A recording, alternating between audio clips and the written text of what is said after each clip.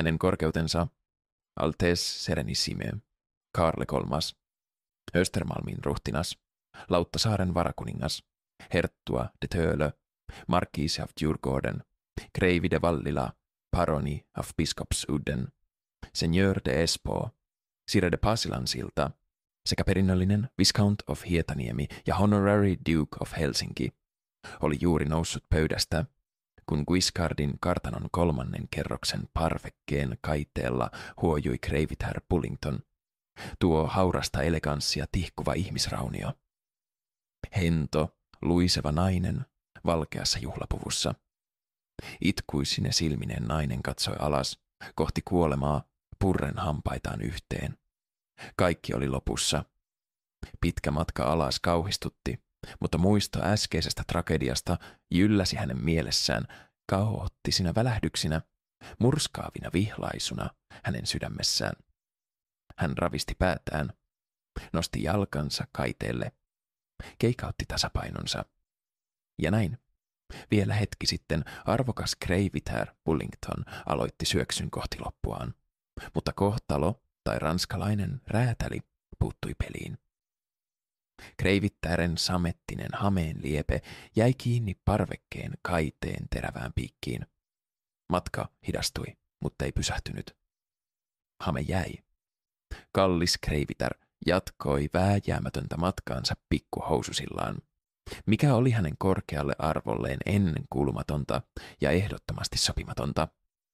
Mitä sanoisi hänen korkeutensa Kaarle kolmas, Östermalmin ruhtinas, kun näkisi hänet vain kullatut pitsiset pikkuhousut lepattain ilmassa? Kreivitär Bullington kauhistui ajatuksesta. Hän toivoi hennon päänsä jo pian murskautuvan katukivetykseen. Skandaali ei tästä enää voi pahemmaksi tulla, hän niiskutti tippuessaan. Vielä hetkeä ennen kaikki oli hyvin. Vielä hetkeä ennen minua arvostettiin. Minä pilasin kaiken. Vielä puolta tuntia aikaisemmin seurue oli ollut mitä hienoimmassa illallistunnelmassa. Hopealusikka kilahti lautasen reunaan, niin hiljaa, että ääni tuntui jäävän leijumaan kristallien väliin. Koko pöytä pysähtyi hetkeksi. Vain kynttilän liekki liikahti, kuin olisi nyökännyt kohteliaisuuden merkiksi. Kilpikonnakeitto höyrysi valkoisissa posliiniastioissa, ja sen haju oli lempeän suolainen kuin merenpohjan muisto. Kreivitär Pullington nosti lusikan hitaasti, harkitun arvokkaasti, niin ettei liike synnyttänyt ainoatakaan roiskeen riskiä. Hänen rannerenkaansa kilahti, pieni, ylevä, metallinen tunnustus olemassaolosta. Hänen korkeutensa, Östermalmin ruhtinas, puhui viimeisimmästä hankinnastaan, 1700-luvun astiastosta, joka oli kuulunut Ludwig 14. Hänen äänensä oli pehmeä, syvä, sävyltään sellainen, jolla voisi lausua synnin ja saada sen kuulostamaan oopperalta. Hänen korkeutensa nojautui taaksepäin tuolissaan, kuin mies, joka oli tottunut siihen, että painovoima tekee hänelle palveluksia.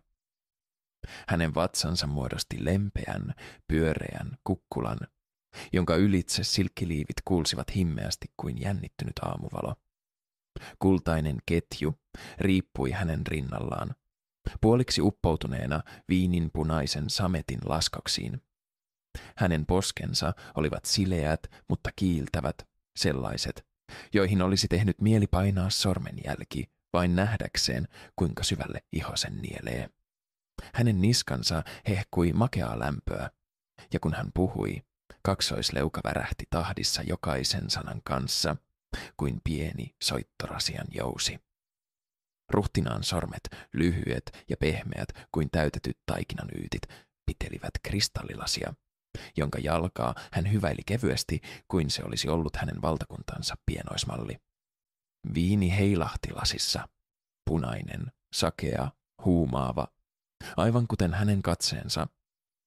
Kreivitär Pullington tunsi itsessään jotakin outoa liikehdintää, pientä, salaista sähköä, joka kulki hänen lävitseen, vaikka hän istui täysin liikkumatta. Hän ei pitänyt siitä, kuinka paljon hän piti siitä. Ruhtinaan dekadentti loisto oli kuin mätä omena, houkutteleva, kiiltävä ja vaarallisen tuoksuinen. Kreiviter hymyili. Hän nosti pikkurillinsä ja vastasi varovaisesti, että hänen kokoelmissaan saattaisi olla samaan sarjaan kuuluva teepannu. Hänen korkeutensa hymyili takaisin. Se hymy oli kohtelias, mutta siinä oli jotakin epämiellyttävän märkää, kuin suudelma, jota ei ole vielä tapahtunut.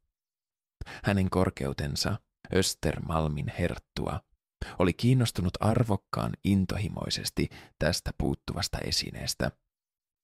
Ja kun hän kyseli pannusta lisätietoja, Kreivitär tunsi hänen korkeutensa tummien, säihkyvien silmien porautuvan hänen sisäänsä.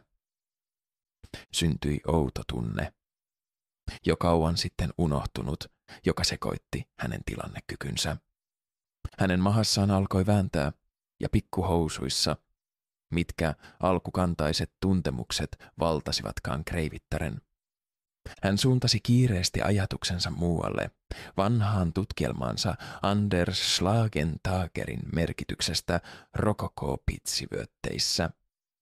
Ehkä se oli riittävän sivistynyt ja järkevä mieleyhtymä poistamaan mielestä nuo vaivaannuttavat ruumiilliset impulssit, jotka hän oli tottunut hautaamaan pölyisten kirjavuorten ja henkisen järkevyyden alle. Ikävä kyllä, hänen korkeutensa Östermalmin herttua oli huomannut Kreivittären silmistä poissaolon ja kääntänyt attentiööninsä toisaalle. Kreivitär sadatteli mielessään harharetkeään. Mikä ihme hänessä oli vialla? Miksi ruumiini voi huonosti ruhtinaan osoittaessa huomiota minulle? Hän jatkoi sievää naposteluaan toisen kattauksen hanhenmunilla, kohteliaasti nyökkäillen keskustelulle, jossa paroni Fitzgerald kertasi viimeisimmän kettujahdin jännitysmomentteja. Välillä hänen oli pakko kommentoida kiinnostuneesti, ahaa, tai Keskustelu eteni tuttuja uria. Kreivitär rentoutui jälleen. Hän osasi taas aavistaa, mihin aiheeseen keskustelu seuraavaksi kääntyisi, ja mitä paroni siihen vastaisi. Ilta eteni etiketin mukaisesti. Paikalla olivat kaikki alueen aristokraatit, ja myös hännystelijä, aateloimaton Lady Birdpie, joka avioliiton kautta oli raivannut tiensä seurapiireihin. Kreivitär tiesi tämän autokauppiaan tyttären taustoista. Lontoon esikaupunkien kosteista kujista noussut savun ja alennusmyyntien lapsi Lady Birdpie oli nainen, joka osasi nauraa ääneen, liian vapaasti, kuin ei olisi koskaan ymmärtänyt hiljaisuuden arvoa. Hän nautti joidenkin herrojen suosiota. Raivostuttavaa. Tuo pröystäilevä, hikisestä nahasta veistetty halpa harakka oli syvällä ja lihaa täyteen ahdetulla kaula-aukollaan raivannut tiensä nyt jo itse hänen korkeutensa Kaarle III, Östermalmin herttuan kuuluisalle illalliselle. Kynttilät lepattivat hiljaa tarjoilijoiden kerätessä lautasia pois seuraavaa kattausta varten. Sitten se alkoi. Hänen korkeutensa yllättäen kysyi Kreivittärältä Dürerin litografisista töistä. Mistä hän tiesi sen kysyä? Dürerin litografiathan olivat Kreivittären arvokkaimpia kiinnostuksen kohteita, hänen salainen ylpeyden aiheensa. Hänen korkeutensa silmät pureutuivat jälleen Kreivittäreen. Punastus nousi poskille. Sanat hapuilivat kuin vailla järjen ohjausta. Ja silloin hän tunsi sen. Katseen, joka riisui. Katseen, joka tunkeutui. Katseen, joka ei pysähtynyt ihoon. Ei, nyt rauhallisesti, Armory Bullington. Mutta hänen korkeutensa ääni. Tumma, paksu, monotoninen. Kuin hidas myrkky, kuin lämmin sametti, kuin synti. Hänen jalkovälissään alkoi tapahtua jotain. Jotain etäisesti tuttua. Jotain vaarallista. Kreivitär oli katseen vanki. ja hänen suustaan karkasi vain kuiskaus. Niin. Kyllä. Aivan niin. Ne eivät olleet sanoja. Ne olivat huokauksia. Hänen jalkovälistään virtasi niili, joka tulvi pikkuhousujen läpi hamelle. Kuume huumasi kreivitärtä. Oliko hän tullut kipeäksi? Mitä ruuassa oli?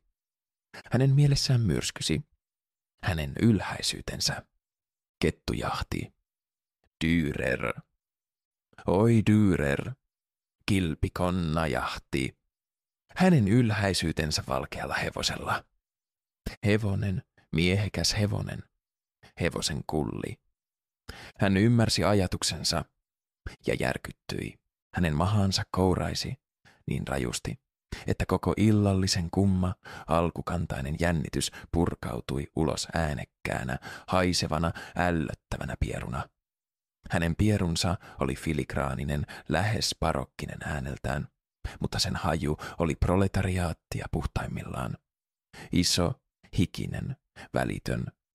Koko pöytä hiljeni. Jokainen silmäpari tuijotti. Tämä oli täysin etiketin vastaista. Skandaali. Jopa tuo alhainen Lady Bird Pie tuijotti häntä. Mykistyneenä, aidosti järkyttyneenä. Hiljaisuus jatkui. Sekunti, 2. Kunnes haju saavutti hänen korkeutensa nenän. Hänen ilmeensä vääristyi ja hän puhkesi raivokkaaseen yskään. Kreivitär katsoi ympärilleen suurimmin silmin, etsien tietä ulos, pois. Hän yritti hengittää, hymyillä, mutta koko keho tärisi, kuin olisi tajunnut totuuden liian myöhään. Ruumis ei välitä muodollisuuksista. Hän nousi, tuoli kaatui ja hän ryntäsi parvekkeelle. Ja parvekkeelta vain sekunnin harkittuaan hyppäsi alas. Hän tippui, kerros kerrokselta, märkine pikkuhousuineen, kohti valtavaa, kiiltävää, sykkivää Lady Birdpien persereikää, joka imi häntä kuin sosiaalinen painovoima. Kohti sen pehmeään, likaiseen, eläimelliseen, synnilliseen lihaan. Tunkeutuen yhä syvemmälle pimeään suolistoon, Kreivitär tiesi arvokkuutensa kärsineen peruuttamattoman kolauksen, ja hän viimein joutui ottamaan vastaan kaiken paskan, mitä oli aina kammonnut ja tiennyt vääräksi.